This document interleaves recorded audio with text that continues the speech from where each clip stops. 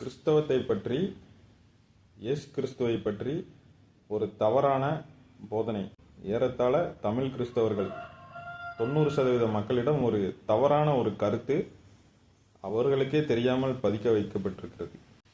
மத்தேயு, மார்க்கு, லூக்கா, யோவான் 4 சுவிசேஷ புத்தகங்களையும் அட்லீஸ்ட் நம்ம ஒரு தடவையாவது நம்மளோட வாழ்க்கையில் வாசிச்சிருப்போம். வாசித்தாலும் நம்மளோட மண்டையை நல்லா கழுவி வச்சுருக்காங்க அந்த பாட்டை வச்சு. இந்த பாட்டு இப்போ ரொம்ப படிக்கிறது இல்லை, யாராவது ஃபேமுக்காண்டி படிப்பாங்க. ஆனால் நான் சின்ன வயசில் இருக்கும்போது எல்லா கல்யாண வீட்லேயும் சரி, கிறிஸ்தவ வீடுகளில் என்ன நிகழ்ச்சியாக இருந்தாலும் சரி, முதல்ல இந்த பாட்டு தான் படிக்கும். கேளுங்கள் தரப்படும், தட்டுங்கள் திறக்கப்படும், தேடுங்கள் கிடைக்கும் என்றார் அப்படின்னு சொல்லிட்டு ஒரு பாட்டு. இதை ஒரு கிறிஸ்தவர் எழுதலை, கிறிஸ்தவத்தை அறியாத, கிறிஸ்தவத்தை ஏற்றுக்கொள்ளாத ஒரு பாடலாசிரியர் மூலமாக அந்த பாட்டு எழுதப்பட்டது. அவரை நம்ம இங்கே குறை சொல்லலை, குற்றம் சொல்லலை. அவர் ஏதோ ஒரு காரணத்துக்காக அந்த பாட்டை எழுதி இன்னொரு தாத்தா ஒருத்தர் அந்த பாட்டை படித்து அது ரொம்ப ஃபேமஸ் ஆயிடுச்சு.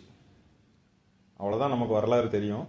அந்த பாட்டில் ஒரு வரலாற்று பிழையை சொல்லி இன்னைக்கு வரைக்கும் கிறிஸ்தவர்களோட வாயிலாலே அந்த பாட்டு பயங்கரமாக படிக்கப்பட்டிருக்கு. இயேசு கிறிஸ்து ஆரம்ப கல்வி பயின்றார் அப்படின்னு சொல்லிட்டு ஒரு வார்த்தை வரும். 2-3 காரியங்கள் அதில் இருக்கும், நம்ம ரொம்ப டீப்பாக போக வேண்டாம். இயேசு கிறிஸ்து எங்கே போய் கல்வி கற்றார் இது நமக்கு பெருசாக தெரியாது. ஆனால் பொதுவாக அந்த வட இந்திய மக்கள்கிட்ட கேட்டிங்கன்னா, இயேசு கிறிஸ்து அங்கேருந்து இமயமலைக்கு வந்தார், சில முனிவர்களோட தங்கி படித்தார் அப்படிங்கிற ஒரு தவறான கருத்தை அவங்களும் ஒரு வரலாற்று பிள்ளையாக நம்பிக்கிட்டு இருக்காங்க.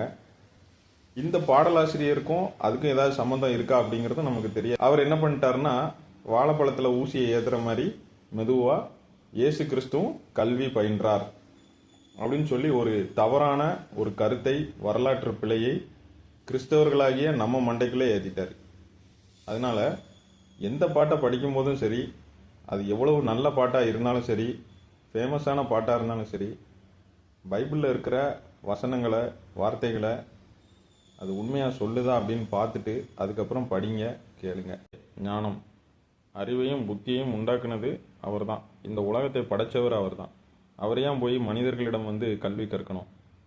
வரலாற்றில் இல்லாத ஒன்றை இப்படி ஒரு பாட்டு மூலமாக நம்முடைய மனசில், ஆழ் மனசில் ஆழமாக பதிய வைக்கப்பட்டிருக்கிறது. அது கண்டிப்பாக அழிக்கப்பட வேண்டும்.